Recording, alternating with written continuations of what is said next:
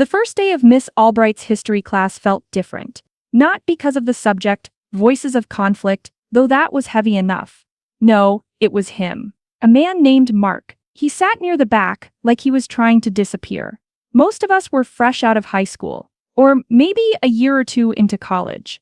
Mark was older, you could see it in his eyes. They were quiet, but they weren't empty. They held things. Things I couldn't even guess at back then. He rarely spoke. When he did, his voice was low, steady. The words were simple, but they always seemed to carry more weight than anyone else's. There was no fluff, no trying to sound smart, just truth, or at least his truth. It made some people uncomfortable, even me sometimes. It was like listening to a language I didn't fully understand, but my heart knew it was important. Our professor, Miss Albright, was in her first few years of teaching, I think. She was young, enthusiastic, full of textbook theories and academic viewpoints. She loved discussions, lively debates. She wanted us to explore the ideas, to challenge them. But I think she wanted us to do it in a certain way, a safe way, an academic way. Mark didn't really fit that mold, and that, I think, is where the trouble started brewing. Weeks before it actually boiled over. Weeks went by. We talked about ancient wars. We discussed revolutions. Miss Albright would pose questions. Hands would shoot up. Answers would fly. Mark would just listen, mostly, his gaze steady. Sometimes he'd make a small note in his worn notebook. Other times he'd just look out the window for a moment, as if he was seeing something far beyond our classroom walls.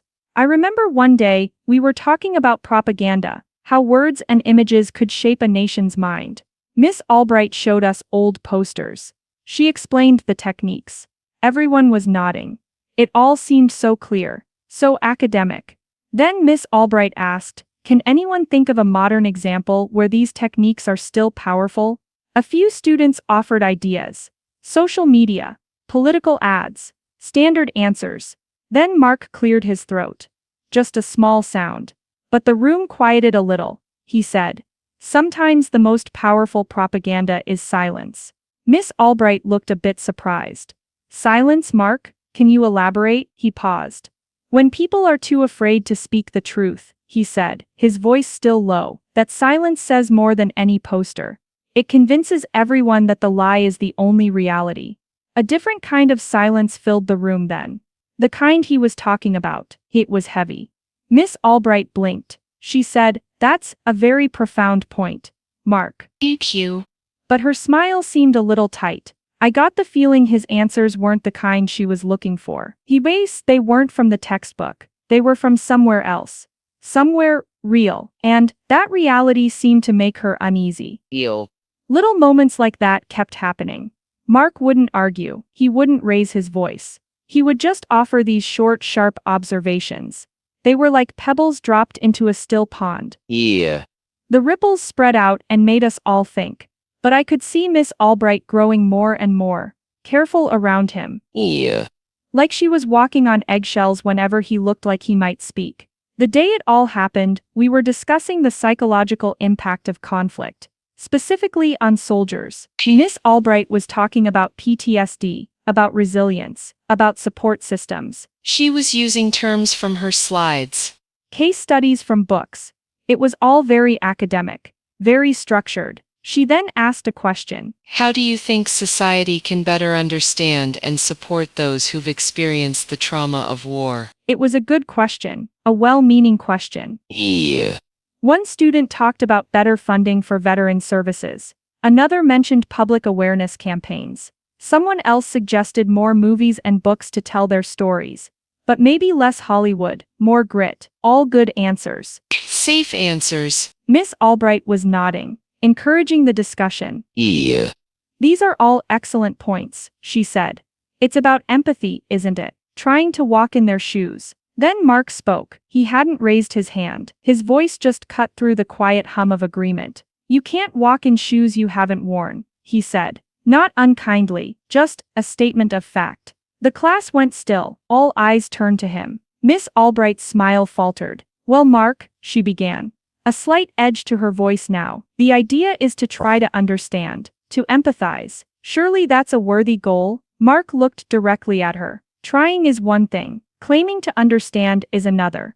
Some things can't be understood unless they're lived. And even then, he trailed off, shaking his head slightly. I could feel the tension in the room. It was thick, uncomfortable. My own heart was beating faster. I didn't know what he was going to say, but I knew it was important. Miss Albright took a deep breath. Her cheeks were a little flushed. "Mark," she said, her voice firmer now. "While I appreciate your perspective, and I know you bring a certain life experience to this class, I need you to be mindful of the classroom environment. Some topics are sensitive, and your contributions, while valuable, can sometimes be a bit intense. Perhaps you could try to tone it down a little, for the sake of the discussion and for the other students. Tone it down." The words hung in the air. They felt like a slap. Not just to Mark but somehow to the very subject we were supposed to be studying. The entire class was frozen. No one moved. No one breathed. We were all waiting for Mark's response. Mark didn't flinch. He didn't look angry. He just looked tired.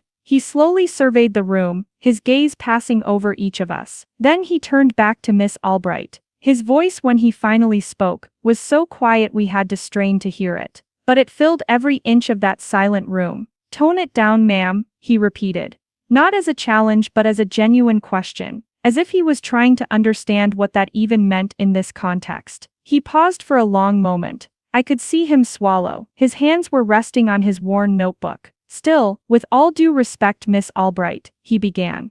"I don't know how to tone down the truth, especially this truth." He looked down at his hands, then back up at her. "You talk about understanding, about empathy. These are good words. But what do they mean when we're talking about war? About what it does to people?" Another pause. My breath was caught in my throat. "I had a friend," Mark said, his voice barely a whisper now. "His name was David. We joined up together. We were young, like most of these students here, full of ideas about glory, about doing something important." No one in the class moved. Even Miss Albright was still, her face unreadable. We were in a place. It doesn't matter where. It was hot, dusty, and loud. So loud, sometimes. Other times, the silence was worse. One day, Mark continued, his gaze distant, like he was seeing it all again.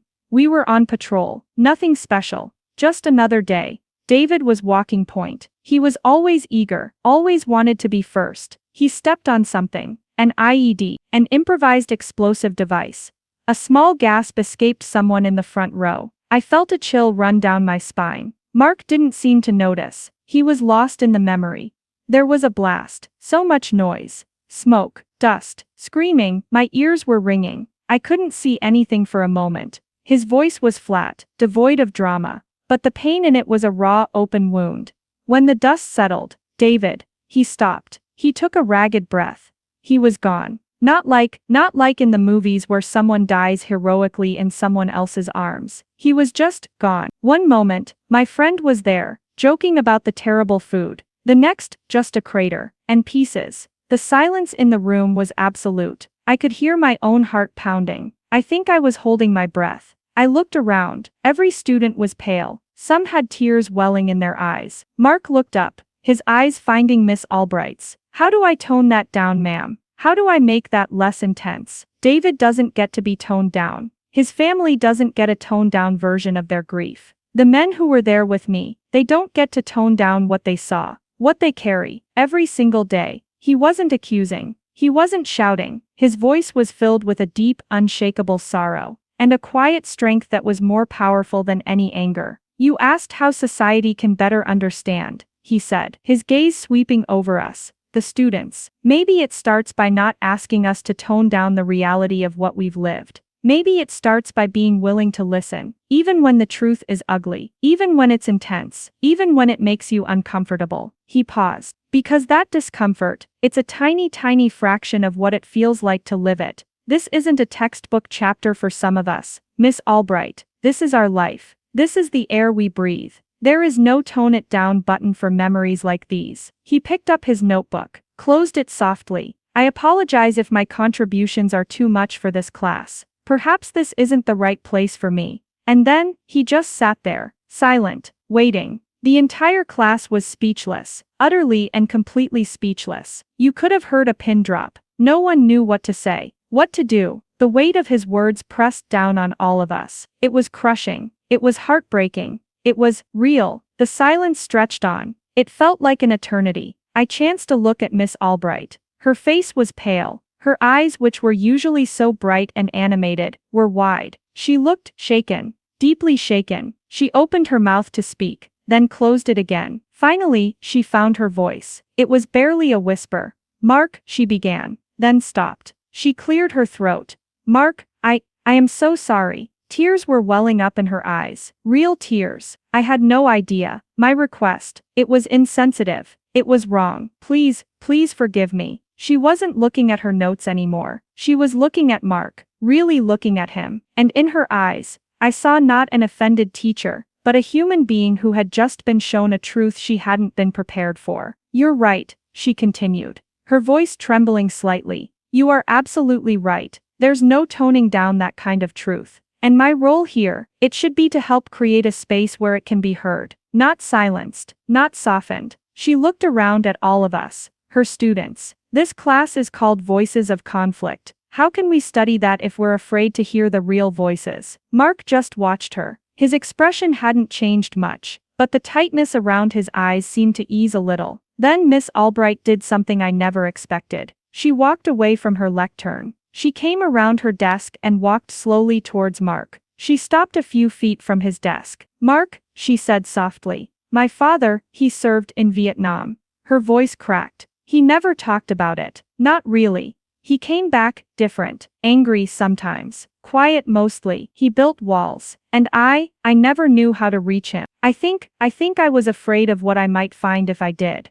A tear escaped and traced a path down her cheek. "When you speak with such honesty, it reminds me of the silences he kept. And maybe I asked you to tone it down because I was afraid. Afraid of the very things he couldn't say. Afraid of the pain I saw in him. A pain I couldn't understand or fix." None of us had seen that coming. Miss Albright, the polished professor, was sharing something so personal, so vulnerable. The classroom, which had been filled with Mark's heavy truth, now held hers too. It was a different kind of pain, but it was real. She took another shaky breath. "Thank you, Mark. Thank you for not backing down. Thank you for your courage. You've taught me something incredibly important today. Something no textbook ever could." She looked at him. "Please, don't leave this class. We need your voice. I need your voice." Mark looked at her for a long moment. Then he gave a slow, almost imperceptible nod. "All right, ma'am," he said, his voice still quiet. "I'll stay." A collective sigh seemed to ripple through the classroom.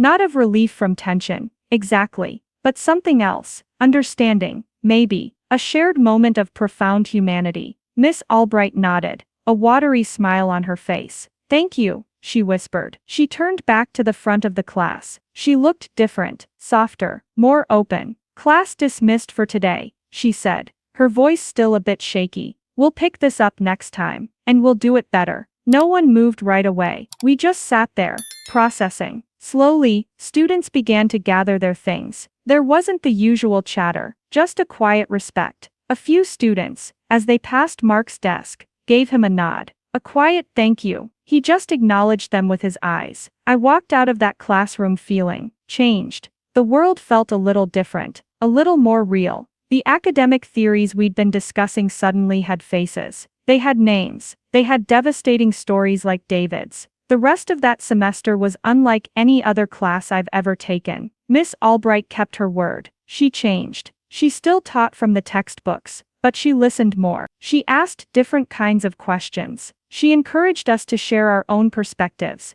our own discomforts, our own truths, no matter how messy. And Mark continued to be Mark. He still didn't speak often, but when he did, everyone listened, really listened, not with fear or awkwardness, but with a new kind of openness. He never told another story as raw as David's. He didn't need to. That one story had cracked something open in all of us. It had shown us the depth of experience he carried. Sometimes Miss Albright would look to Mark after a particularly difficult discussion, almost as if seeking his silent approval, or perhaps just his presence as a reminder of the stakes. He never dominated the class. He didn't want to, but his presence, his quiet integrity, grounded us all. I remember a few weeks later, we were discussing a poem written by a soldier. It was bleak, hard to read. Some students confessed they didn't get it, or that it felt too negative. Before, Miss Albright might have tried to explain the literary devices, or the historical context. This time, she just paused. She looked around the room. "Does anyone feel uncomfortable reading this?" she asked gently. A few hands went up, hesitantly. Mine included. "Good," she said, nodding. "That discomfort is a starting point. Mark, any thoughts you'd be willing to share on why a soldier might write something so raw?" Mark looked at the poem in his book. "He's not writing for us to get it in an academic way, ma'am," he said. "He's writing because he has to. It's a way to let out some of the pressure, so it doesn't consume him. It's not meant to be pretty, it's meant to be true. His truth." And just like that, the poem made more sense. Not in my head, maybe, but in my heart. It wasn't about analysis anymore. It was about witness. I even saw some of the more boisterous students become more thoughtful. The ones who always had a quick, confident answer. They started to pause more, to listen more. It was like Mark's quiet strength had shown them there was another way to be strong. By being willing to admit what you don't know, and by truly hearing what others have lived. I never spoke to Mark directly about what happened. I didn't feel it was my place. But once near the end of the semester, I was struggling with an essay. I was trying to write about the moral ambiguities of conflict, and I felt completely out of my depth. I stayed late in the library, and he happened to be there reading. On impulse, I walked over. "Mark," I asked, my voice small. He looked up. "Yeah, I'm having trouble with this essay for Miss Albright's class," I stammered. "It feels too big." He just looked at me for a moment. "It is big," he said. "Don't try to solve it. Just try to be honest about the questions. The things you don't understand. That's where the real thinking happens." It was simple advice, but it helped more than any writing guide. Honesty, questions, not having all the answers. That was the lesson of that whole semester, really, embodied by him. He taught us more about the voices of conflict than any book ever could. He taught us about the cost of war, yes, but he also taught us about courage, about honesty, and about the importance of not asking someone to tone down their truth. That day, Mark didn't just leave the class speechless. He left us changed. He gave us a gift, really. The gift of understanding that some stories don't need to be toned down. They need to be heard, loud and clear, in all their painful, messy human truth. And Miss Albright, to her immense credit, learned to listen. We all did. It made that classroom one of the most honest, and ultimately one of the most healing places I've ever been.